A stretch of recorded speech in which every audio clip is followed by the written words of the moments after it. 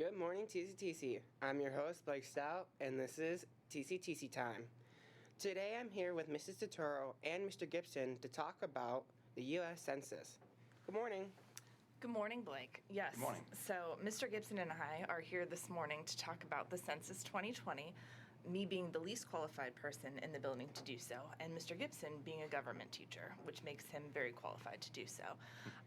I don't know if I can stand any more excitement this week because we're coming off of leap day, right? It's meteorological spring, exciting. We're about to spring ahead this weekend, and the Census 2020 is happening. It's a big deal, Blake, okay? And then also my favorite daily holiday, which is wear your program shirt day. Every day. Okay, so other than that, the census is happening. You're going to start getting notified in March, and then they're going to ask you to respond pretty quickly after that. So first of all, you're thinking, what is a census? Mr. Gibson, explain, please. All right, so the census is just a national count of all the people in the United States. It happens every 10 years, and it's mandated by our Constitution. Ooh, that sounds like it's legit then. And why do we do this? So we do the census for two big reasons. One of them is for funding for our local communities.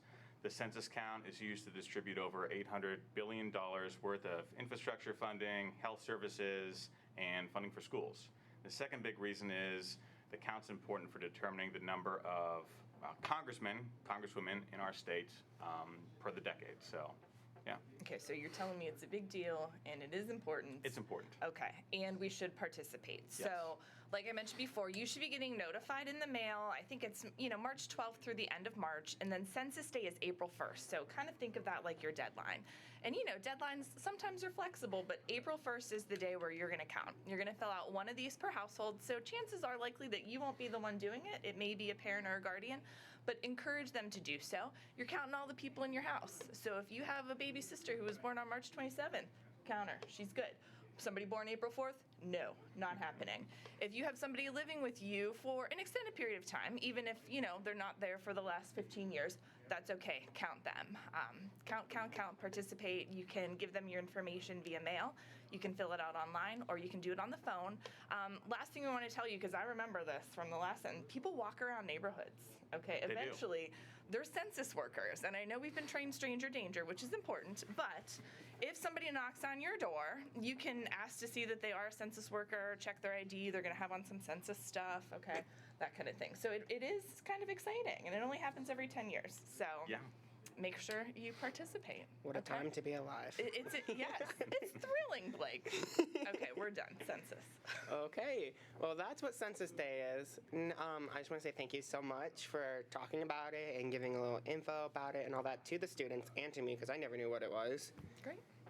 Thanks, Mr. Gibson. You're welcome. Next up, we have a Student of the Month video. I'm Matthew Byler. I'm a senior in the TCTC welding lab. I'm originally from Bristol, which is where I grew up most of my life. I love how hands-on it is, how we can get involved.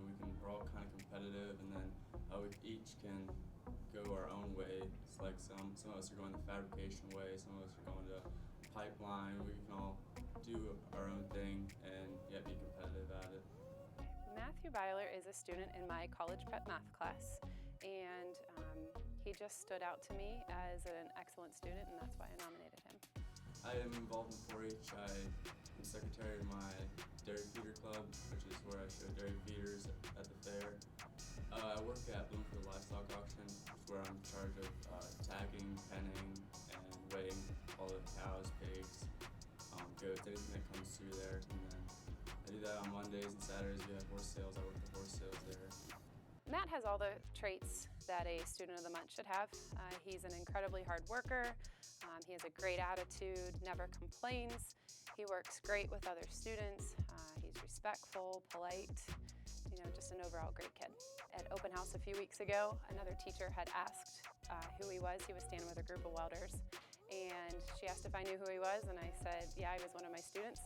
And she said, is he a good kid? And I said, actually, no, he's a great kid. And we had gotten an email earlier in the day about Student of the Month nominations, and it kind of made me realize that he was well deserving of the award, and so I nominated him. Congratulations, Matthew. And that's all I have for you guys today. As always, have a great Tuesday, TCTC, and I'll see you next time.